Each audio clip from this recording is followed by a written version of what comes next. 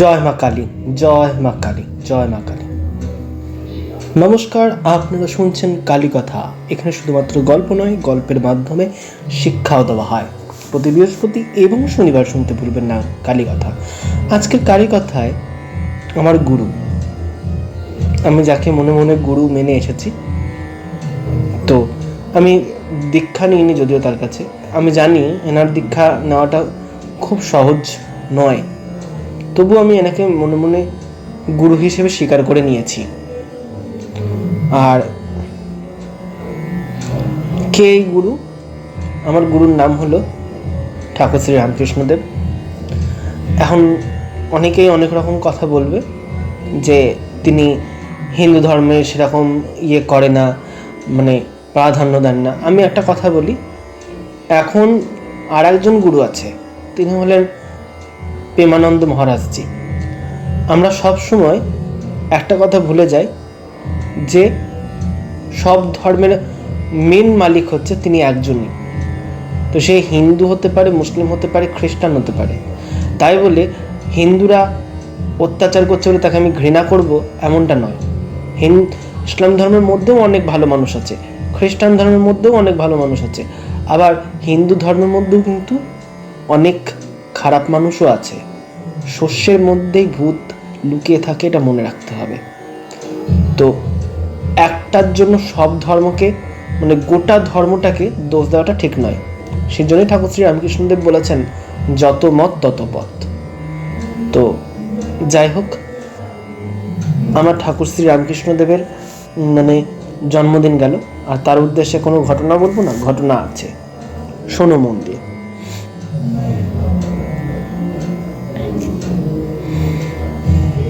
আর এই ঘটনা শুনবার আগে আপনারা প্লিজ আমার ইউটিউব চ্যানেলটি সাবস্ক্রাইব করবেন, বেলটি ক্লিক করবেন এবং লাইক কমেন্ট শেয়ার করতে ভুলবেন না।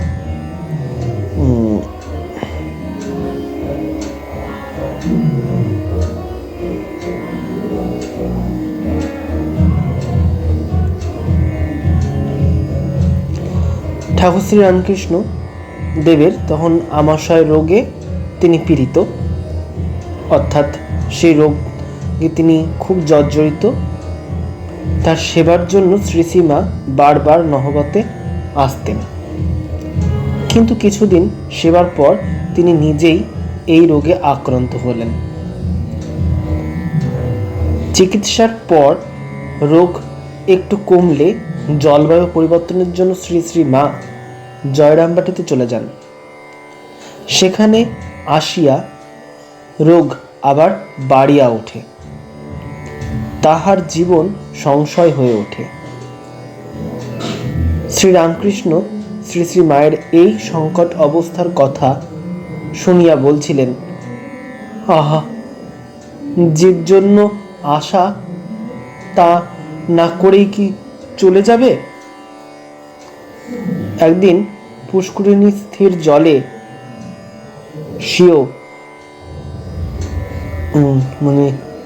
স্বয়ং অস্থি চর্মসার শরীরের প্রতিবিম্ব দেখিয়া শ্রী শ্রী মা মনে দেহত্যাগ বাসনা উদিত হয়। কিন্তু তাহার পূর্বে গ্রামের দেবতা সিংহবাহিনী দুর্গার মোড়ায় অর্থাৎ মণ্ডপে হত্যা দিবার সংকল্প গ্রহণ করিয়া শ্রী শ্রীমা তাহার জন্য প্রস্তুত হইলেন। ভাবিলেন, ব্যাধির ঔষধ না মিলিলে এখানেই অন্নশনে দেহত্যাগ করিব। সেই সংকল্প করিয়া মণ্ডপে শুইবার কিছুক্ষণ পরেই দেবীর নির্দেশ পাইলেন, মন্দিরের ছাদতলার মাটি খাও, মানে মন্দিরের কাছে মাটি খেতে বলল, রোগ সেরে যাবে। এইভাবে অসাধ্য ব্যাধি দৈব সহায় সারিয়া গেল। আর চারিদিকে রব উঠিল, সিংহবাহিনী জাগ্রতা হইয়াছেন। দেবীর মাহাত্ম্য দিকে দিকে প্রচারিত হইল। সিংহবাহিনী মাটি বহুস্থলে দৈব ঔষধ রূপে ব্যবহার করিয়া সুস্থ হইতে লাগলো সকলে। আরও একটি ঘটনা শোনায়, এটি রাখালকে নিয়ে। তো রাখাল হা করতেই ঠাকুর জিভ টেনে ধরল। গল্পটির নাম। রাখাল মাঝে মাঝে হিংসা করত। সে ছিল বালকের হিংসা, ভালোবাসার অভিমান। গাড়িতে ঠাকুরের সঙ্গে যাবে বলে উসখুস করে যদি আর কাউকে ডেকে নেন ঠাকুর। হিংসেই জ্বলে যায় সে। যদি ঠাকুর বলে যাই কলকাতায় গিয়ে ছোকরাদের একটু দেখে আসি, অমনি রেগে ঝলসে ওঠে রাখাল। ওরা কি সংসার ছেড়ে আসবে যে আপনি যাবেন? রাখাল জপে বসছে নাট মন্দিরে। কিছুতেই জপে মন বসছে না রাখালের। বিরক্ত হয়ে উঠে পড়ল।